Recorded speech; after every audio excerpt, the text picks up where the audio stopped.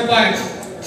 தேவாரத்துல சொல்லும் போது பூவிக்கெல்லாம் ரொம்ப சிறப்பானது என்ன அப்படின்னா தாமரை.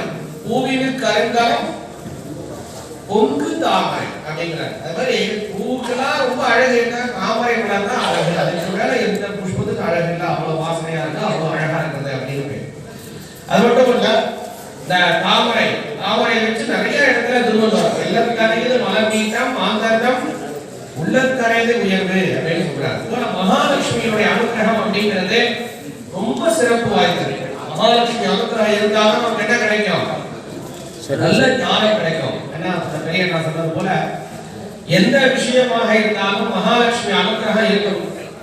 எந்த கோவில வேணாலும் பார்த்தீங்கன்னா அந்த இறைவனுக்கு மேல துவாரத்துல என்ன வச்சிருப்பாங்க அப்படின்னா, சிவன் கோயிலா இருந்தாலும் பெருமாள் கோயிலா இருந்தாலும் சரி, அம்பாள் கோயிலா இருந்தாலும் சரி, பிள்ளையார் கோயிலா இருந்தாலும் சரி, முருகன் கோயிலா இருந்தாலும் என்ன வச்சிருப்பாங்க? கலப்படிக்கு மேல என்ன வச்சிருப்பாங்க? மகாலட்சுமி வச்சிருப்பாங்க. ஏன் அப்படின்னா அந்த இடத்துல மகாலட்சுமி எப்போதுமாக வாசம் செய்ய வேண்டும். எந்த இறைவனாக இருந்தாலும் அந்த துவார சக்தியிலே மேல ஊர்தோறும் வரை மத்திய பாகத்திலே மகாலட்சுமியை பூஜை செய்வார்கள். அந்த இடத்துல மகாலட்சுமி எப்போதும் வாசம் செய்ய வேண்டும், நித்தியம் அம்பாளுடைய அனுகிரகம் கிடைக்க வேண்டும் அப்படிங்கிறதுனால மகாலட்சுமி அப்படிங்கிறவள் 8 வகையான லட்சுமிகள். அதுல முக்கியமானது, அதுல ஒவ்வொரு லட்சுமியும் ஒவ்வொரு விதமான அனுகிரகத்தை தரக்கூடியவள். அதுல முக்கியமாக நல்ல புத்தியை தரக்கூடியவள் மகாலட்சுமி. புத்தி அப்படிங்கிறது ஒரு மனிதனுக்கு ரொம்ப முக்கியம்.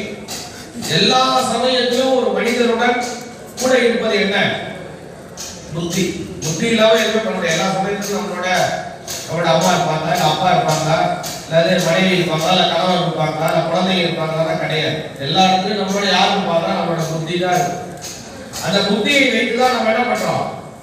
நமக்கு வரக்கூடிய கஷ்டங்களையோ அல்லது வரக்கூடிய துன்பங்களையோ குறைக்கிறோம், நமக்கு வரக்கூடிய நன்மைகளை அதிகரிச்சுக்கிறோம். அதுதான் ரொம்ப முக்கியம். அதாவது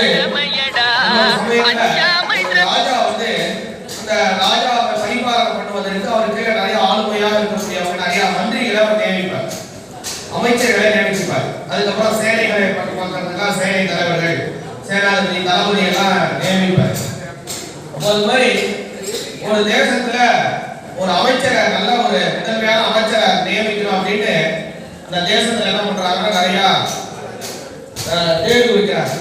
நிறைய பேர் தேர்தல் போய் அந்த இடத்துல வந்து முக்கியமாக 2 பேர் அதை தேர்ச்சி பெற்றுட்டாங்க. இந்த 2 பேரும் என்னன்னா ரொம்ப ஒருத்தருக்கு சளைக்காதவரா இருக்காங்க. இந்த 2 பேரும் தேர்ச்சி பெற்றாலும் முதல் அமைச்சர் யாரும் சொல்ல முடியும்? முதன்மையான அமைச்சர், முதல் மந்திரி யாரும் சொல்ல முடியும்? 2 பேரும் சொல்ல முடியுமா? யாரும் சொல்ல முடியும்? யாரும் ஒருத்தர் தான் சொல்ல முடியும். 2 பேரும் சொல்ல முடியாது, ஒருத்தர் தான் சொல்ல முடியும். வேணா துணை முதலமைச்சர் அப்படின்னு சொல்லிடுவோம். அப்ப அந்த ராஜாவுக்கு ஒரு சந்தேகம் வந்துருச்சு, இந்த 2 பேரை யாரை வந்து நியமிக்கிறது அப்படிங்கறத நம்ம பண்ணணும் அப்படின்னு. அந்த ஊர் அந்த நகரத்தினுடைய எல்லையில பார்த்தோம் அப்படின்னா ஒரு பெரிய பாலைவனம் இருந்துச்சு.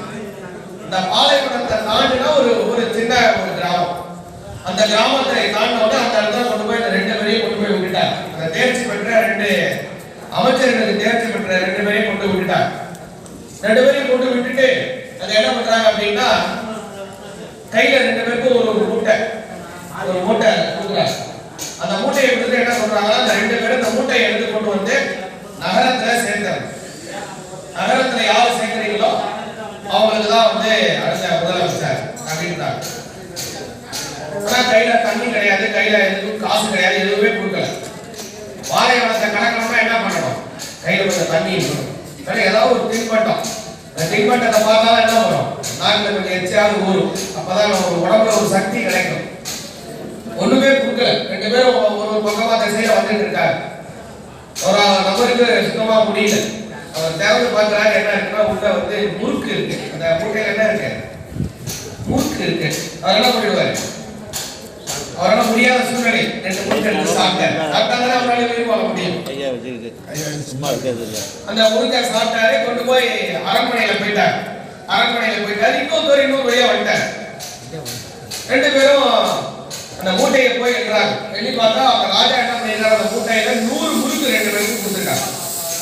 100 முறுக்கை எண்ணி பார்க்கறாங்க, ஒருத்தருக்கு 98 முறுக்கு தான் இருக்கு. அப்ப அவர் வரும்போது என்ன பண்ணிட்டாரு? 2 முறுக்கு சாப்பிட்டாரு. அவரால் முடியல, அதனால அந்த பாயம் ரொம்ப கஷ்டம், சாப்பிட்டாரு. இன்னொரு மூட்டை எடுத்து பார்க்கறாரு, அது எத்தனை இருக்கு? நூறு அப்படியே இருக்கு. ராஜாக்கு ஆச்சரியம், எப்படி அப்படியே வந்தாரு?